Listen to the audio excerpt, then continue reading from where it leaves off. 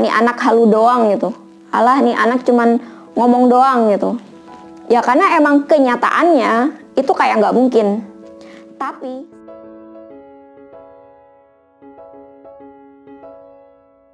Assalamualaikum warahmatullahi wabarakatuh. Halo semuanya, jumpa lagi di Dana Sutari.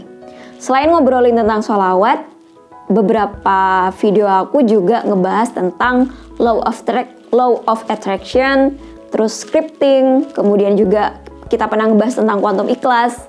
Nah, jadi intinya channel ini tuh lebih ke arah self improvement atau self development supaya kita bisa mengembangkan diri, baik dari sisi yang universal, yang sifatnya general gitu ya, atau juga yang lebih ke arah religius. Dan di video kali ini aku bakal ngebahas tentang kekuatan omongan. Dan ini masih ada kaitannya dengan law of attraction, kemudian ada hubungannya juga dengan quantum ikhlas juga. Nah, seperti apa selengkapnya? Simak terus videonya ya. Bicara tentang kekuatan omongan, di sini aku pengen ngajak teman-teman semua belajar langsung ke sumbernya, yaitu Ustadz Yusuf Mansur. Nah, jadi setelah ini bakal ada videonya Ustadz Yusuf Mansur yang ngebahas tentang kekuatan omongan di acara Kuliah Duha. Nah, jadi awal-awal aku belajar tentang gimana sih kita meraih mimpi, gimana sih caranya menerapkan law of attraction. Nah, salah satunya lewat ini, lewat kekuatan omongan. Jadi kita belajar memperbaiki omongan-omongan kita, belajar berani mengungkapkan mimpi-mimpi kita melalui omongan-omongan kita, melalui bicara langsung gitu. Nah, seperti apa selengkapnya? Mari kita belajar bareng-bareng. Jadi teman-teman bisa nih sekarang siapkan pensil, kertas, pulpen. Kita simak dan kita belajar bareng-bareng dari Ustadz Yusuf Mansur. Kekuatan omongan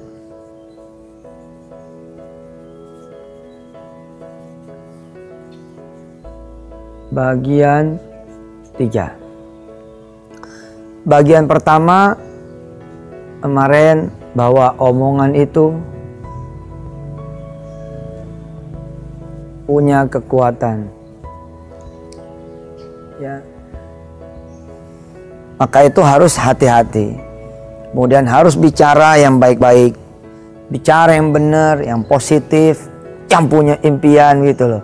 Sekali ngomong itu yang punya cita-cita, punya power ya.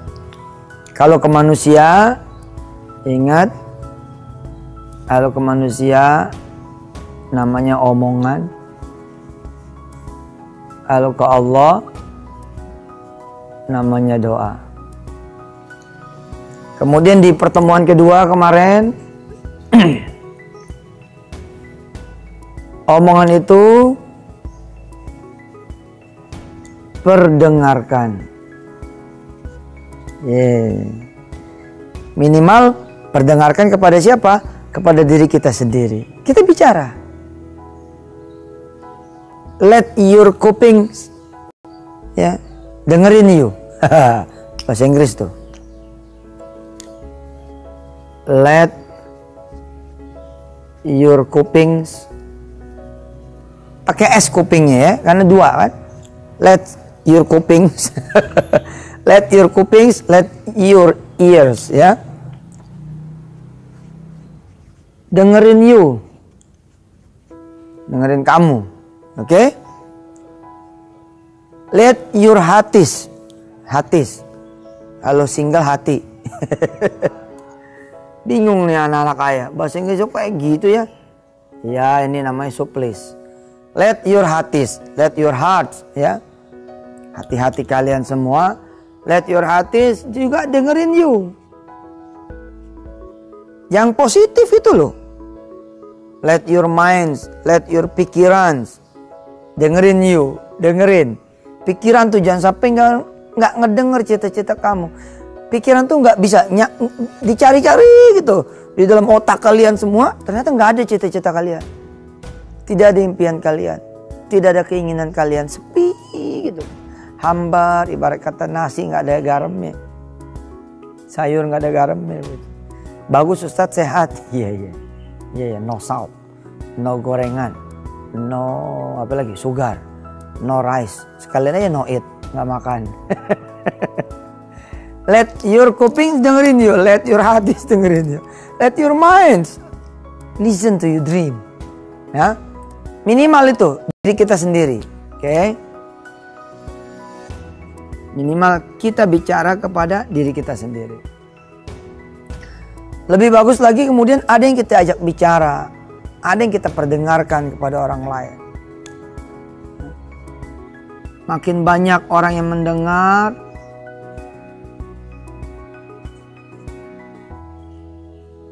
maka seperti ini, ingat, ingat dunia, maka semakin bagus lagi, ya, semakin luas, semakin banyak, semakin kemudian bagus lagi.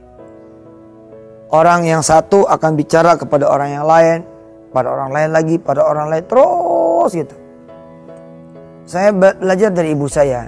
Ibu saya tuh suka ngasih tahu ke teman-temannya, doain anak saya tuh biar jadi ustadz, biar jadi kiai gitu. Iya benar. Kepengen anak jadi pilot, kepengen kemudian anak jadi menteri, kepengen anak jadi presiden, kepengen anak jadi imam, kepengen anak jadi soleh. Ya, coba usahakan orang lain tahu cita-citanya. Perdengarkan omongan itu kepada orang lain. Peng. Terus ya. Mari sudah belajar ya, bagaimana kemudian Roni mendengarkan kepada Utep, ya, terus yang lain juga mendengar kepada yang lain dan seterusnya.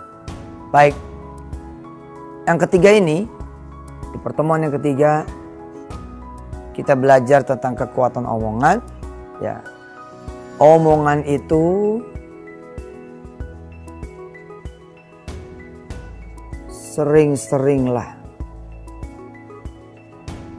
banyak-banyaklah, ya, diperdengarkan. Jadi jangan berhenti. Ketemu orang ngomongin cita-cita, ketemu orang ngomongin mimpi, ketemu orang ngomongin impian.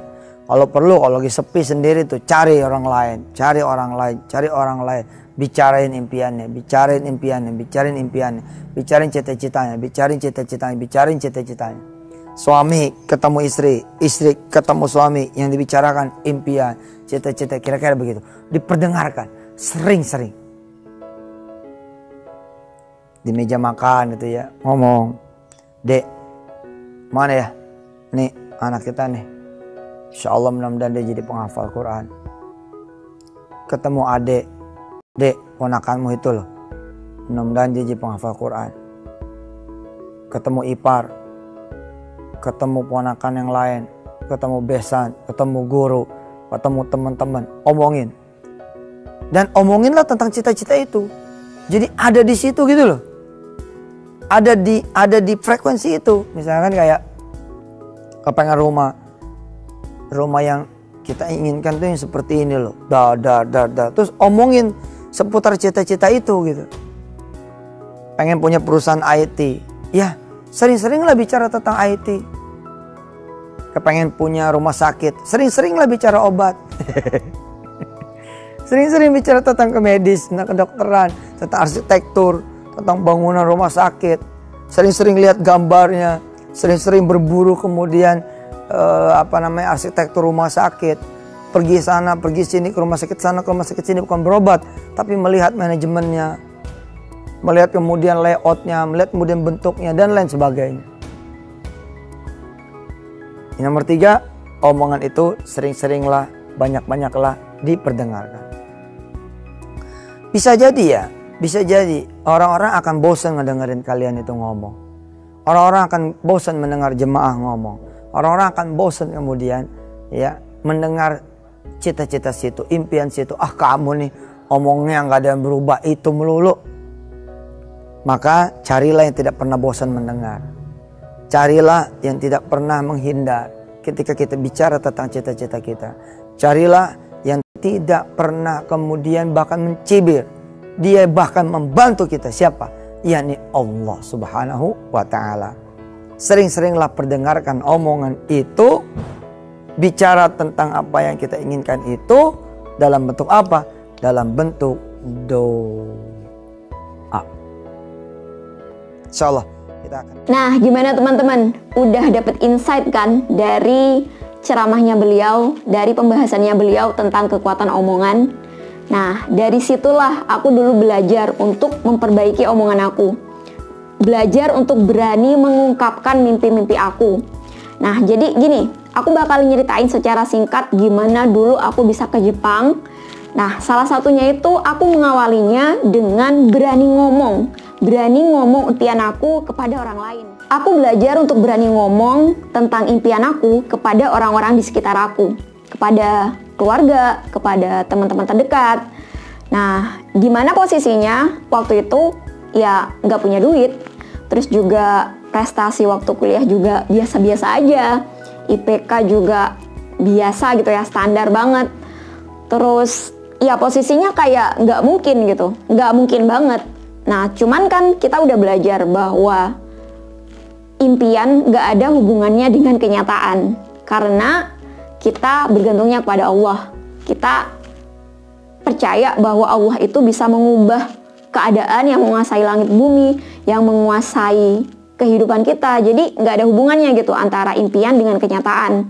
Bodoh amat tentang keadaan kita gitu. Aku nggak tahu apa yang dipikirkan oleh orang-orang di sekitar aku waktu aku ngomong tentang impian aku tersebut. Mungkin ada yang percaya, mungkin ada yang menanggapinya serius, mungkin ada yang kayak yang oh ya oke gitu, kayak yang apa sih nih anak gitu. Bahkan mungkin orang tua aku sendiri menganggap omongan aku itu cuman sekedar bercandaan doang gitu ya. Nah, tapi aku nggak berhenti di sekedar ngomong aja. Nah, di situ aku mulai mencari gimana caranya bisa pergi ke Jepang. Entah itu lewat jalur traveling, entah itu dari jalur kita bakal belajar atau bekerja di sana. Pokoknya segala kemungkinan yang bisa membuat aku semakin dekat dengan mimpi aku. Nah, itu aku lakuin. Aku mulai mencari informasi, terus nyari-nyari tiket, kemudian menghitung biayanya pas di sana kayak apa. Pokoknya jalan aja terus. Selain dari omongan, aku juga belajar untuk berani menuliskan impian-impian aku. Nah, salah satunya lewat postingan di media sosial. Waktu itu masih zamannya BBM sama stories WA udah mulai ada. Nah, di situ aku mengungkapkan gitu tentang impian aku. Nah, akhirnya kalau lewat media sosial, akhirnya semakin banyak orang yang tahu tentang impian aku yang mau ke Jepang. Tahun 2016 akhir itu merupakan awal aku berani ngomong, berani mengungkapkan, berani posting tentang impian-impian aku. Nah, salah satunya yang ke Jepang itu tadi. Dan di salah satu ungkapannya, di salah satu postingannya, aku pernah bilang bahwa tahun depan mau ke Jepang gitu. Otomatis kan berarti tahun 2017-nya aku mau ke Jepang. Nah, ternyata di tahun 2017 itu aku masih di kota aku. Masih ya gak tercapai itu impian. Impian itu masih belum tercapai, dan aku itu udah mulai kerja jadi guru dan masih honorer juga. Ya mungkin banyak yang semakin meragukan gitu. Mungkin banyak yang alah nih anak halu doang gitu. Alah nih anak cuman ngomong doang gitu. Ya karena emang kenyataannya itu kayak nggak mungkin. Tapi sekali lagi, kalau kita punya impian, nah impian itu gak ada hubungannya dengan kenyataan, gak ada hubungannya dengan keadaan kita saat ini. Mungkin saat ini kita gak punya duit, terus kita gak pintar-pintar amat, kita kayak gak mungkin untuk mencapai itu semua. Ya udah biarin aja gitu, no matter what, no matter how, gak ada hubungannya dengan kenyataan. Ya emang kenyataannya kita gak mampu. Nah, oleh sebab itu kita bergantung kepada yang maha mampu, yaitu Allah Subhanahu wa Ta'ala, yang maha mampu membolak-balikan keadaan, yang maha mampu mengubah keadaan dari yang tidak mungkin menjadi sangat mungkin. Nah, jadi itu tuh asyiknya, senangnya, seninya kalau kita punya impian yang kayak nggak mungkin untuk tercapai. Nah, saat titik itulah Justru kita bisa bergantung sepenuhnya kepada Allah. No matter what, no matter how, dengan keadaan kita saat ini, karena kita bergantungnya kepada Allah, bukan kepada yang lain. Tahun 2017 tidak tercapai, bukan berarti itu adalah waktu untuk berhenti. Justru itu kesempatan untuk kita semakin memperbanyak doa kita, semakin memperpanjang doa-doa kita, dan semakin banyak kita memperdengarkan impian-impian kita. Semakin banyak orang yang tahu tentang impian kita. Meskipun mungkin orang-orang udah pada kesel gitu ya, kita sering bilang tentang impian kita, padahal kenyataannya belum tercapai juga. Mungkin orang lain bakal kesel gitu, kita ngomong itu aja terus. Nah, tapi nggak ada hubungannya. Tetap sekali lagi, impian nggak ada hubungannya dengan kenyataan. Jepang itu masih kelihatan jauh banget kenyataannya gitu ya, karena ya emang masih belum ada tanda-tanda punya tiket buat ke sana, belum ada tanda-tanda bakal berhasil dapat beasiswa untuk belajar di sana. Gak ada sama sekali tanda-tanda untuk itu semua. Tapi tetap keyakinan, omongan itu tetap harus dijaga, nggak boleh mundur gitu. Tetap jalan terus. Tahun 2017 itu aku udah mulai kerja jadi guru dan statusnya masih honorer. Nah, dengan status honorer itulah mungkin semakin banyak yang meragukan gitu. Yah, kamu guru honorer, cita-citanya tinggi amat mau ke Jepang gitu. Dikecilin, diremehin, dianggap tidak mampu. Itu nggak apa-apa. Ya emang kenyataannya seperti itu. Kita kecil, kita nggak mampu, kita nggak bisa. Tapi yang membedakan adalah keyakinan dalam diri kita, keyakinan dalam hati dan pikiran kita bahwa Allah itu maha segalanya, maha membolak-balikan keadaan. Dari yang sangat tidak mungkin menjadi sangat mungkin. Sampai akhirnya itu terjadi dalam hidup aku. Tahun 2018, alhamdulillah, akhirnya sampai Jepang juga. Dengan status guru honorer. Pertama kali aku posting bahwa aku udah nyampe Jepang, nah itu deh mulai. Banyak yang terkejut, banyak yang surprise, banyak yang gak nyangka, banyak yang terharu juga bahwa akhirnya aku bisa sampai ke impian yang aku sering bilang, yang sering aku omongin tadi. Jangankan mereka ya, aku sendiri juga waktu itu pas pertama kali menginjakan kaki di bandaranya Jepang itu, di Narita, aku juga gak nyangka gitu. Ya Allah, ya bener engkau maha segalanya gitu. Nah, di sini itu juga jadi awal mula aku berani untuk bikin channel YouTube yang ngebahas tentang impian dan juga keajaibannya sholawat. Karena aku bisa sampai ke titik itu, ke impian itu, bukan karena aku, bukan karena kekuatan aku, bukan karena apa yang aku miliki, bukan karena amalan aku, bukan. Tapi itu karena rahmatnya Allah, karena kuasanya Allah, karena keajaiban dari Allah gitu. Karena di sini aku pengen ngajak teman-teman semua, ayo deh, apapun keadaan kamu sekarang, kamu juga punya kesempatan yang sama untuk berubah. Kamu punya kesempatan yang sama untuk menggapai impian-impian kamu. Jadi dari sekarang, ayo kita mulai berani ngomong, mulai berani menuliskan, memposting impian-impian kita. Impian-impian yang baik tentunya. Dan itu bisa menjadi awal gitu, awal dari perjalanan kita menggapai impian-impian kita. Tentu aja bersama Allah Subhanahu wa Ta'ala. Oke, cukup sekian video kali ini. Semoga bermanfaat dan mohon maaf apabila ada salah kata dan perbuatan dalam video ini. Sampai jumpa lagi di video-video yang selanjutnya insya Allah. Terima kasih. Wassalamualaikum warahmatullahi wabarakatuh. Bye-bye.